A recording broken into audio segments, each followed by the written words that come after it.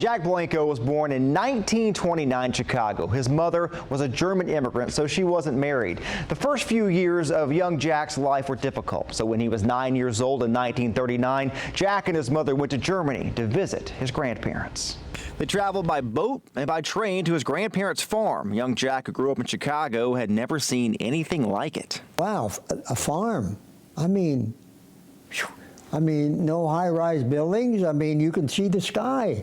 Things were difficult for him and his mother, and at that time things were great on the farm, so he decided to stay for a year. Just about the time my year there was up,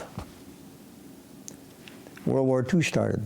That was in 1939. They closed the borders. In December of 1941, the U.S. entered the war, and Jack was about 14 years old at this time. He wanted to continue his education, but he had to travel outside of his village to do it. So I filled out an application for, to go the next town or somewhere else to school. The application asked a number of questions, including where he was born. A short time later, he received a notice that he had been accepted, and it told him to take a train to the school. Got off and looked around, and all of a sudden the guy comes up, he's got a brown shirt on, he's got an armband on with a swastika.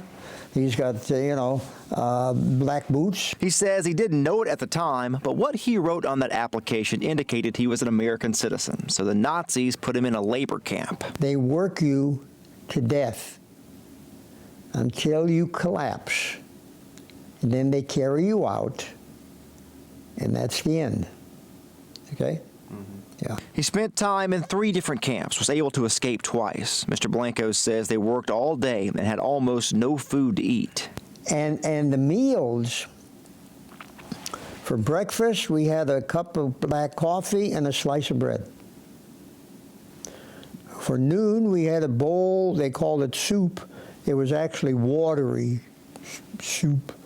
Then just 2 more pieces of bread at the end of the day. After more than 3 years in the labor camps, he escaped the second time with 2 other prisoners. We separated, and I got to my grandfather's village just before the Americans came in. He found the soldiers and told them he was an American. They didn't believe him because he'd been in Germany for so long he didn't speak any English. But the war was ending, and they helped him. He'd been in Germany for 7 years at that point. He was eventually able to prove he was an American, and finally, they let him come home. I want to tell you, Josh, seeing that Statue of Liberty, I had chills from the top of my head to the bottom of my feet. Home free, home free, home free. We don't know what freedom is until we don't have it.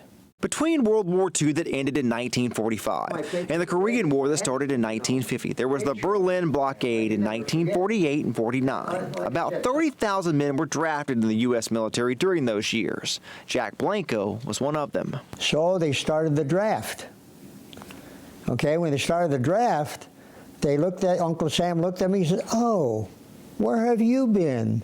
We need you." So after 3 years of living in labor camps and 3 years of freedom, he joined the Air Force and worked in communications. The year after he was drafted, the U.S. entered the Korean War. We had to guide the planes into Korea. And all this was done by code. Ticker tapes, and there was 5 holes in the tape, and it's the way the holes were configured that would be the message, and so these were secret communications, obviously, between the planes and where we were stationed to guide them directly, dealing with every day we had to learn a new code. He says after all he'd been through, he was proud to serve. I was happy, absolutely happy to help the American cause. I mean, absolutely, in my country. Mr. Blanco says something happened while he was in the military that changed his life and set him on a new course. And some of my buddies would go out on the weekends and do their thing. Okay, I did not. I would go to the library, and when I was in the library, I discovered a Bible, and I started reading the Bible. After the war, he studied to become a pastor and started the ministry in 1955. In the early 80s, he moved to Tennessee to teach. He retired as Dean of Religion at Southern Adventist University in 2000. He also wrote a well-known Bible study tool called The Clear Word. Today, Mr. Blanco still lives in the Chattanooga area. And I'm glad God brought me here. Yeah. I kind of like it here. Mr. Blanco's lived here now for 34 years. I mentioned The Clear Word, a Bible study guide he wrote, but he's also written several other books, and there was a documentary made about his life called The Jack Blanco Story.